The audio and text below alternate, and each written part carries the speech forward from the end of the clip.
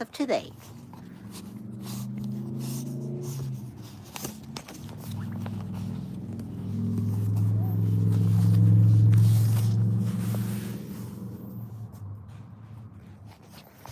Oops.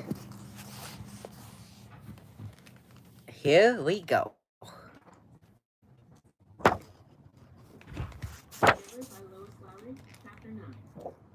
Now, for the first time in his spiritual life, Jonas felt separate, different. He remembered what the chief elder had said, that his training would be alone and apart. But his training had not yet begun, and already, upon leaving the auditorium, he felt the apartness. Holding the folder she had given him, he made his way through the throng, looking for his family unit and for Asher. People moved aside for him. They watched him. He thought he could hear whispers. Ash, he called, spotting his friend near the Ash! bicycles. Right back with me? Sure. Asher smiled his usual smile, friendly and familiar. But Jonas felt a moment of hesitation from his friend, and uncertainty. Congratulations, Asher said. You too, Jonas replied. It was really funny when she told about the smacks. You got more applause than almost anybody else. The other new 12s clustered nearby, placing their folders carefully into the carrying containers on the backs of the bikes. In each dwelling tonight, they would be studying the instructions for the beginning of their training. Each night for years, the children had memorized their required lessons for school, often yawning with boredom. Tonight they would all begin eagerly to memorize the rules for their adult assignments. Congratulations, Asher, someone called. Then that hesitation again. You too, Jonas.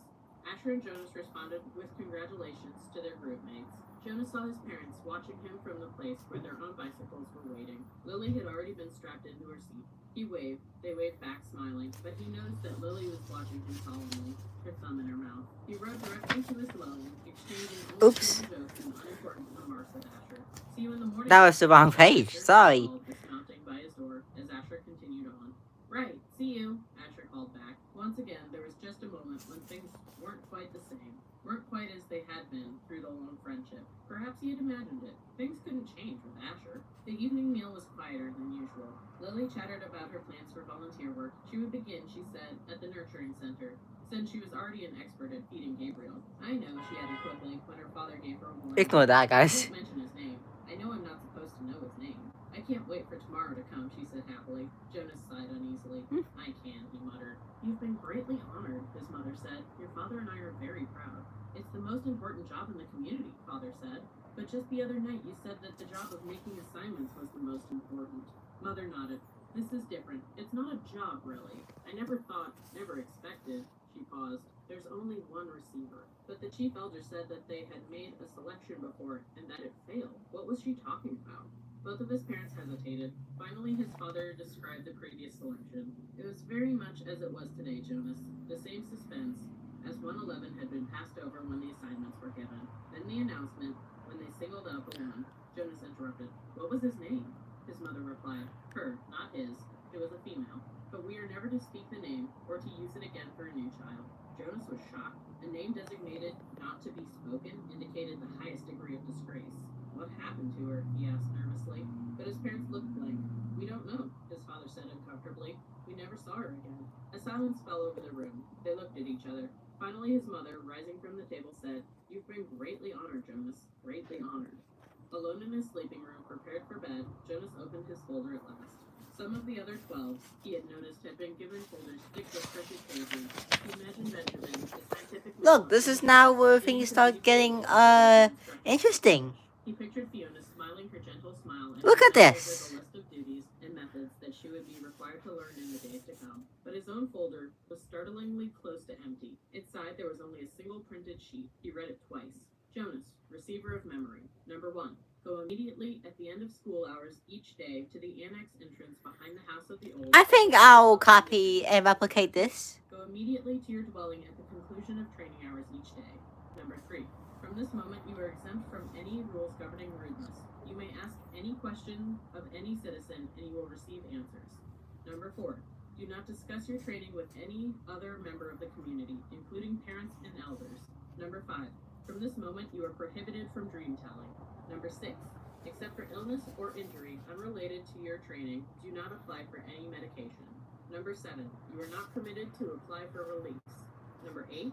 You may lie. What? What Lie? That's not a good thing to do. Or riding his bike along the river. Those had been happy and vital times for him. him. Were they to be completely taken from him now? The simple logistic instructions, where to go and when, were expected. Every 12 had to be told, of course, where and how and when to report for training.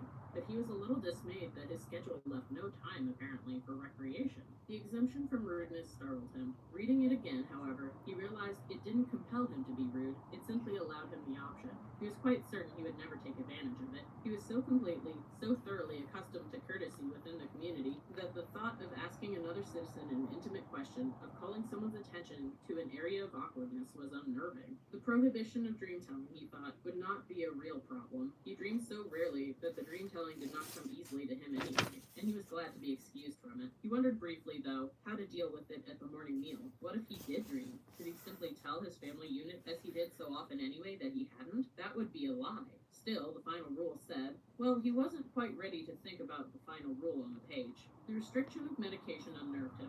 Medication was always available to citizens, even to children, through their parents. When he had crushed his finger in the door, he had quickly, gasping into the speaker, notified his mother that she had hastily requisitioned relief of pain medication, which had promptly been delivered to his dwelling. Almost instantly, the excruciating pain in his hand had diminished to the throb, which was now all he could recall of the experience.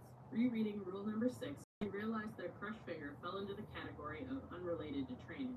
So if it ever happened again, and he was quite certain it wouldn't, he had been very careful near heavy doors since the accident, he could still receive medication. The pill he took now each morning was also unrelated to training, so he would continue to receive the pill. But he remembered uneasily what the chief elder had said about the pain that would come with his training. She had called it indescribable. Jonas swallowed hard, trying without success to imagine what such a pain might be like, with no medication at all, but it was beyond his comprehension. He felt no reaction to rule number 7 at all. It had never occurred to him that under any circumstances ever he might apply for release. Finally, he steeled himself to read the final rule again. He had been trained since earliest childhood, since his earliest learning of language, never to lie. It was an integral part of the learning of precise speech. Once when he had been a 4, he had said, just prior to the midday meal at school, I'm starving. Immediately he had been taken aside for a brief private lesson in language precision. He was not starving, it was pointed out. He was hungry. No one in the community was starving, had ever been starving, would ever be starving. To say starving was to speak a lie. An unintentional lie, of course, but the reason for precision of language was to ensure that unintentional lies were never uttered. Did he understand that? They asked him, and he had. He had never, within his memory, been tempted to lie. Asher did not lie. Lily did not lie. His parents did not lie. No one did, unless... Now Jonas had a thought that he had never had before. This new thought was frightening. What if others, adults, had, upon becoming 12, received in their instructions the same terrifying sentence? What if they had all been instructed, you may lie? His mind reeled. Now empowered It's not a good thing to do. with utmost rudeness and promised answers, he could, conceivably, though it was almost unimaginable, ask someone, some adult, his father perhaps, do you lie? But he would have no way of knowing if the answer he received was true. The end, guys. Ready for chapter 10? Tonight. Yep. Ready for chapter 10. Let's put my bookmark on.